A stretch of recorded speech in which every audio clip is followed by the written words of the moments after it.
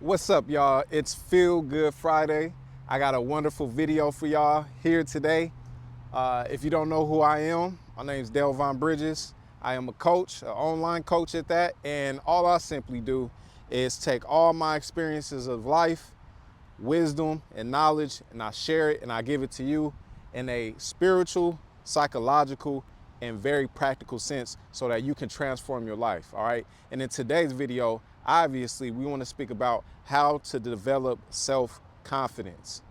And I'm very excited for this video because I think that confidence is everything. The more confidence you have, the more likely you are to succeed in life. And so that's why I want to share with you three key tips to help you evolve in your journey. All right. And that's going to begin with awareness as step number one. Then it's going to begin with responsibility, and then how you deal with other people. All right. So without further ado, let's go ahead and get into the video. The number one reason why you most likely lack self-confidence is because you're outside of yourself. You began to live outside of yourself. You have been living a life of self-abandonment, meaning you don't understand your values, you don't recognize your strengths, you don't know who you are. And the very reason why this more than likely is taking place is because you've been traumatized. You have childhood neglect, you have childhood abandonment, you fear rejection, you fear failure, right? All of these traumas have taken place and have robbed you of your sense of self.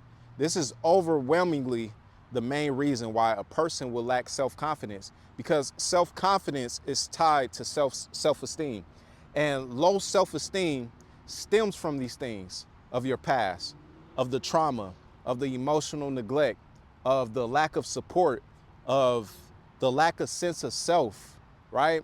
And so that's why, as me being a parent, it's very important to cultivate healthy self-esteem in my children. Put them in activities, give them the freedom of choice, honor their emotions, honor their needs, put them in activities, let them learn who they are without criticism, without judgment, without being self-centered and making things all about myself. It's about them. And more than likely you were robbed from this. And so this hinders your self-confidence in the world. You feel like you don't matter. You feel like you don't belong. You just lack a sense of self. So the more you grow in awareness of your thoughts, emotions, and behaviors, you can recognize patterns of self and use those pains and use those situations where you lack and put it in a toolbox for you to work on. And as you work on these things, you would develop a better sense of self or more sense of self.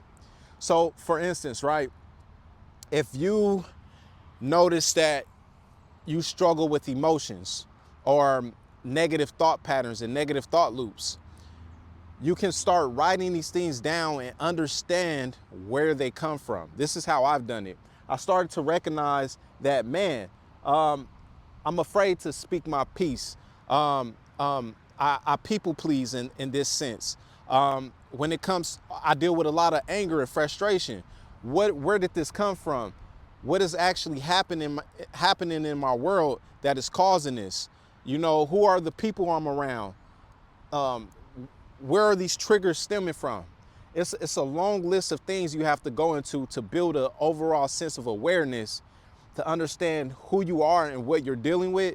But not only that, to understand what happened so that you can find that key to the lock that will help you develop a stronger sense of self, that will help you tap into your purpose, help you tap into your strengths, help you tap into self-confidence, which is awareness, which is your self-esteem, right? The most important thing of all of this too, when it happens, is you're gonna naturally feel angry. You're gonna start to realize things are gonna more than likely feel unfair, right? Because life goes on no matter how much trauma one person has and the next person doesn't. So you can generate a lot of unhealthy emotions as far as resentment, anger, bitterness, And you have to just accept that that's okay. The reason why is because sometimes it's just natural. But the one key thing that you're going to want to do is you're going to want to take responsibility over your life. These people have done wrong, and they more than likely didn't know better, or even if they did, there's a saying in, if you got bit by a snake, would you focus on chasing the snake, or would you just simply focus on healing yourself?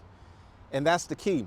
Again, even going back to awareness, is putting the focus back into self, is making your healing, your life, your existence the focal point.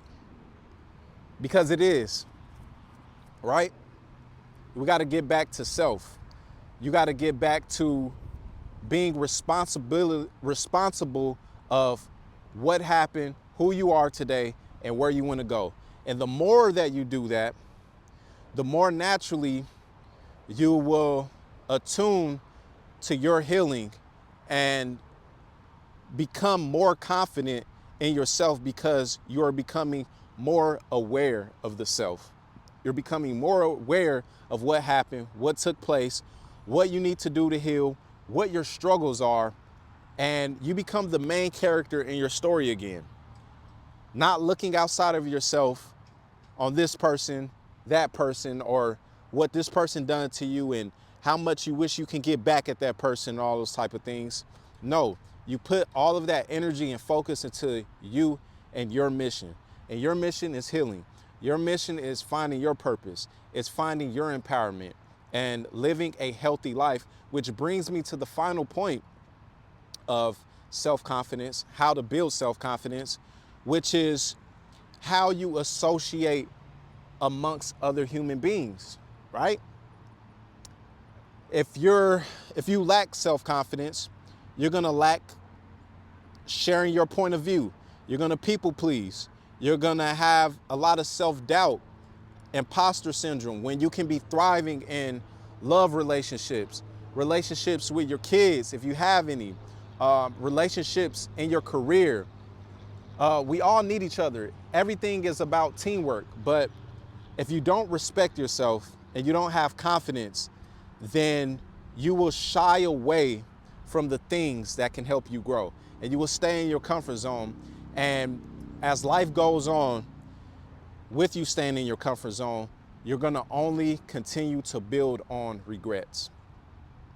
And how you prevent yourself from doing that, again, is putting the energy and the focus back into self and becoming the best version of you via awareness and via responsibility. And recognizing that in life is about relationships. Relationships with your parents, your spouse, children, neighbors. Imagine being able to communicate, to build healthy relationships with the world around you. That all begins from within. And it all begins with your awareness and taking responsibility over your life. And in the end, you will be able to live a wholesome existence with the relationships with everyone around you, including the world, okay? So that's what I have here for Feel Good Friday. I hope it was a helpful video. I hope that made sense for you. And I hope that is practical advice for you to get started today to begin living a fulfilled life, all right? If you like this video, make sure you subscribe and stay tuned for more videos like this, and I'll see you in the next video. Peace.